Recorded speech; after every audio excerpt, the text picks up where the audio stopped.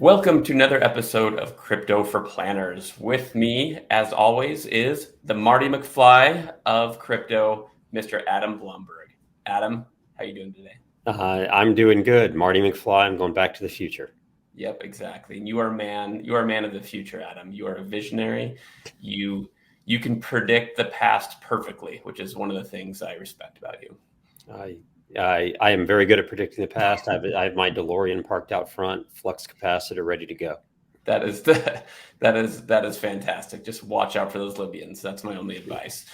And why we're talking about the past and the future is because we're going to talk about the past and the future of lending on chain, but mostly the future, because talking about the past would be a little bit boring. And most everybody knows about the basic lending on chain, where lending is also known as just getting interest, right? So you want to deposit, earn a couple percentage points of yield.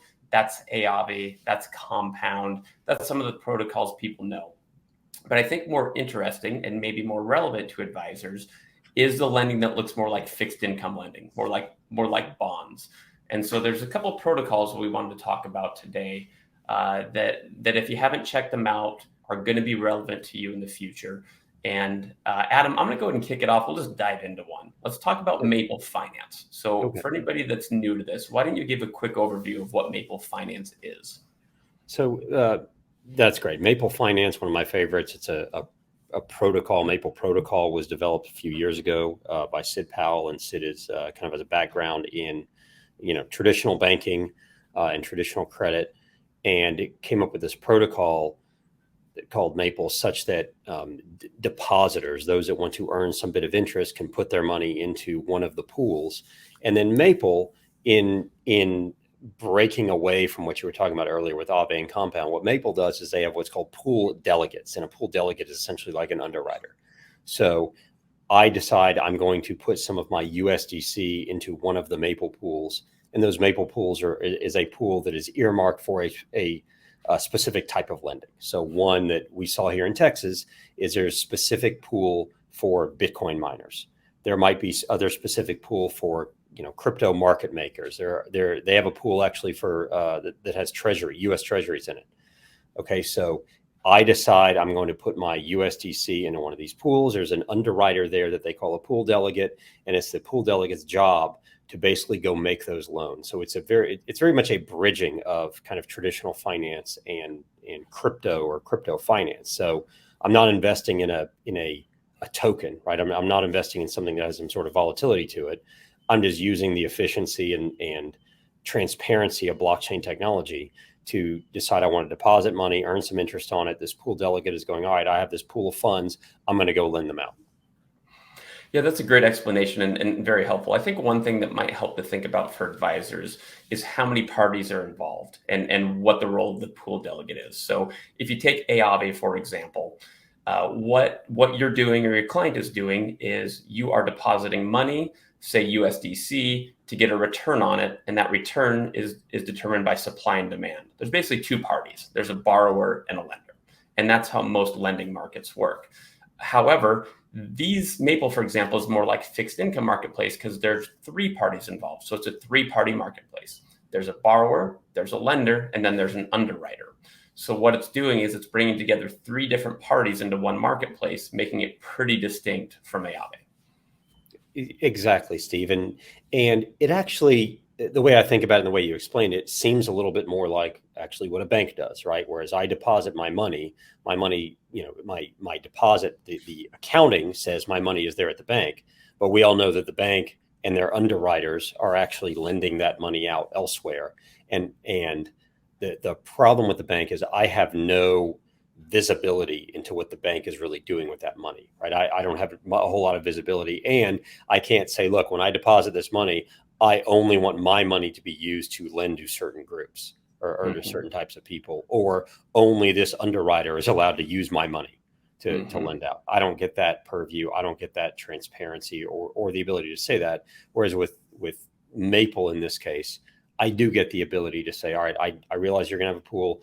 I like this underwriter. This underwriter is really good at picking the opportunity to invest in some of these companies or invest or lend to some of these borrowers that he or she has a really good feeling is actually going to pay the money back. Yeah, that's a great point, right? The bank is a closed box, right? It's traditional finance. It's a traditional database. It's the blob of money's in, then they loan it back out, and you can't really earmark your dollars towards a specific, loan or cause, which is a really good point. And that is the role of the pool delegate, is to provide that transparency so that you can see what they're doing. So if they're doing something, investing in something you like Calvin Klein, right? You can maybe invest in it. And then if it's something you don't like, again, like DeLoreans or something, then you don't have to do that. Exactly. Yeah, I'm totally bullish Calvin Klein. I'm a Mm-hmm. little bit bearish plutonium right now.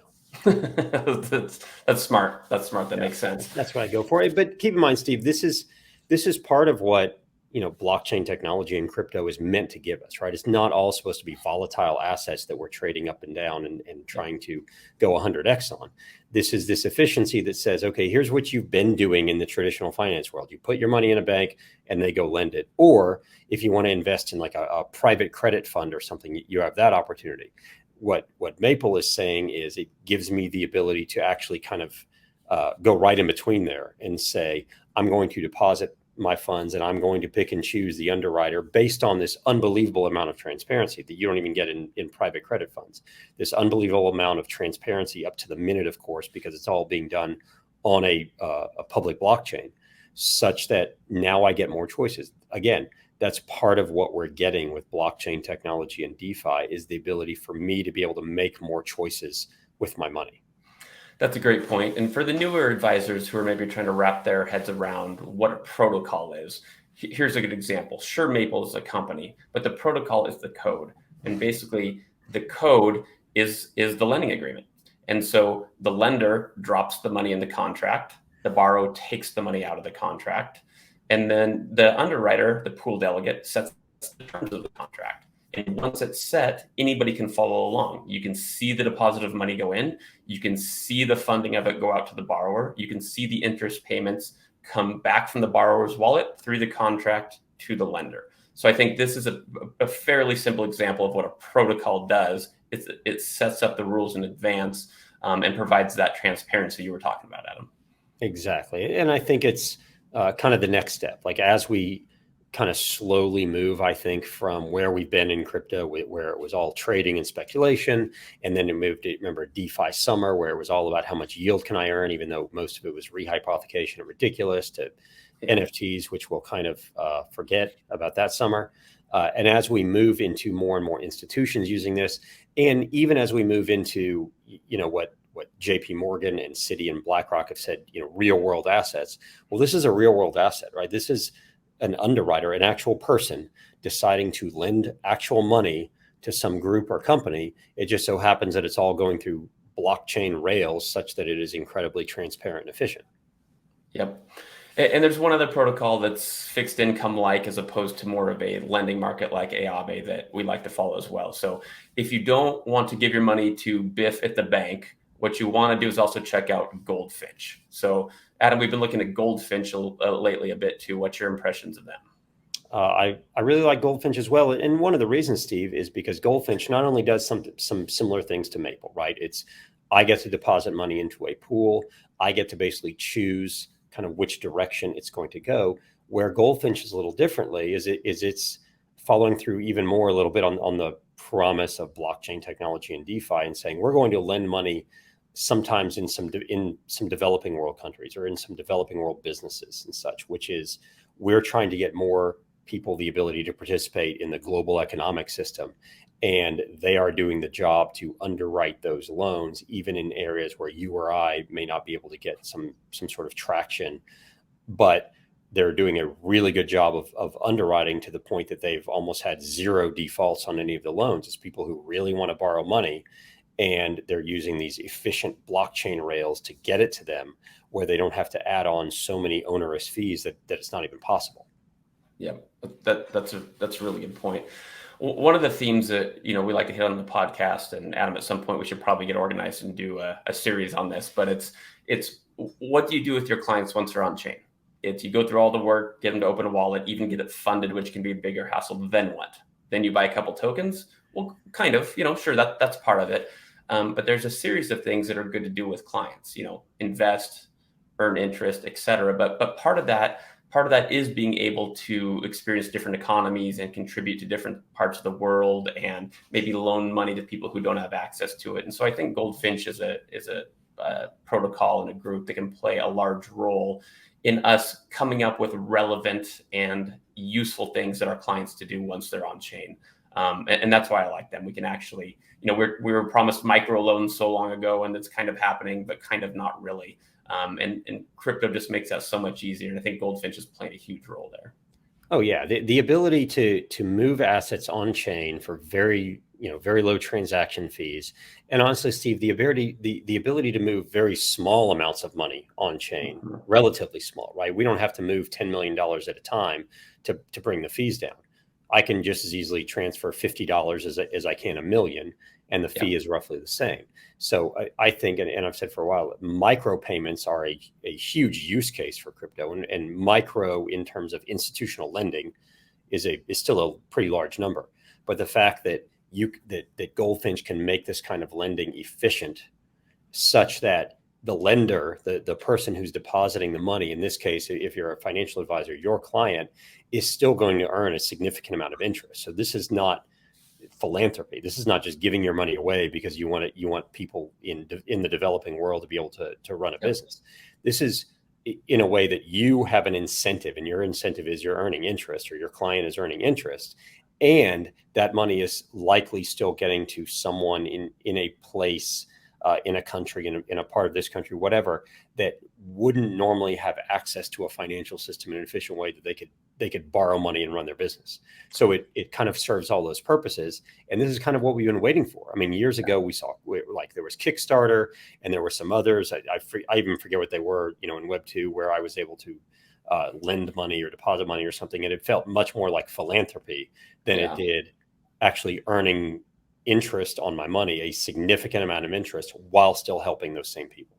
Yeah, exactly. It can feel like foreign aid sometimes, right? It's just this money goes out and then you don't know what happens to it from there. But I think the blockchain is changing that, where we can see if these repayments are happening and what's going on. So we'll leave you with that. If you need a couple things to check out that are beyond the basic, hey, how do I make a little bit of interest, bank-like interest, and look into more fixed income? Maple Finance, I think it's maple.finance, and then Goldfinch with an N in there, goldfinch.finance as well, if I'm not mistaken, is also the place to go. And we'll wrap it up there. But Adam, any last thoughts on what we talked about? No last thoughts, Steve. I'm really excited for what's happening here, because I think this is the direction that the blockchain technology and DeFi should really be going, and is going to really go. And this is what's actually going to bring on so many users, because it kind of feels like what we've been doing in the past.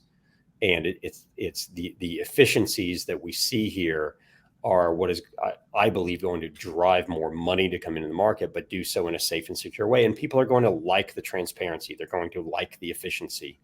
And once you've seen that in terms of lending markets like these, it's really hard to go backwards. It's really hard to go back to the system we've had in the past. And once people see the transparency here and the efficiency, this is the direction we're going to keep going. Yep, absolutely. And my last thought is that I brought up a movie with a sequel. So unfortunately, we're going to have to probably go through the whole series at some point now, and Back to the Future 2 and whatnot. But in the meantime, we will party like it's October 21st, 1985, because that's the time we're going back to. And thanks for joining us today. We'll talk to you next week as well.